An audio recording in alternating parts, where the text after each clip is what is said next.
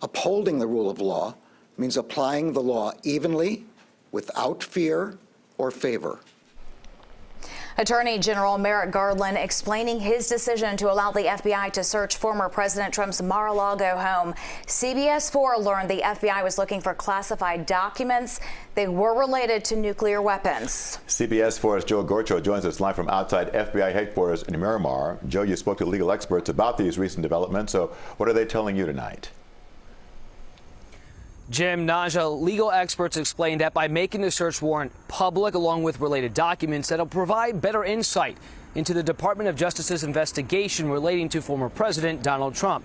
Now, former DOJ attorney Richard Serafini explains that Attorney General Merrick Garland, as it relates to this case, tries to walk a fine line.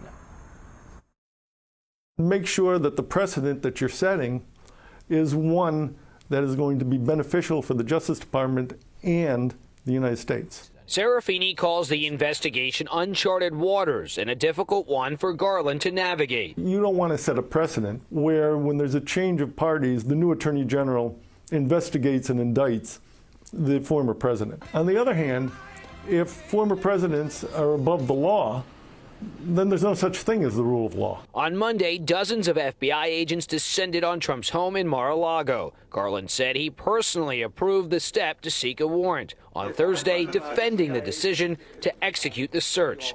Now he asks a judge to make the search warrant public. In light of the former president's public confirmation of the search, the surrounding circumstances, and the substantial public interest. Former Assistant U.S. Attorney David Weinstein explains why Garland made the request. He felt the need to make it clear and transparent that this was above board, by the books. Sources confirmed to CBS News that the search relates to Trump's handling of presidential records, and the warrant will detail some specifics. Which will describe with particularity the location of to be searched, and also the items that the agents are searching for, and as well as the inventory, which is going to have the various items. It remains unclear how specific that inventory list will be. Only unsealing the search warrant affidavit will reveal the most insight. The probable cause itself, the actual facts that serve as the basis, are not on the warrant and will not be disclosed pursuant to this motion. Weinstein shares that the DOJ generally prohibits any indictments and arrests of elected or potentially elected officials within 90 days of an election. But Trump is not running for office in November. Congressmen are going to argue that indirectly that's going to have an influence on whether Republicans or Democrats are elected. So the Department of Justice may stand back for a little bit.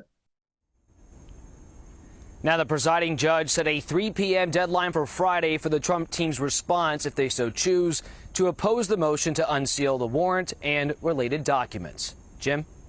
Joe, thank you. Now, anti-law enforcement rhetoric online is growing even louder. Today, an armed man in Ohio allegedly tried breaching an FBI field office, and that led to a shootout where the person, identified as Ricky Schiffer, was killed. Police say he was carrying a nail gun and an AR-15 style assault rifle. When agents confronted him, he took off, leading them on a high-speed chase that ended in the exchange of gunfire.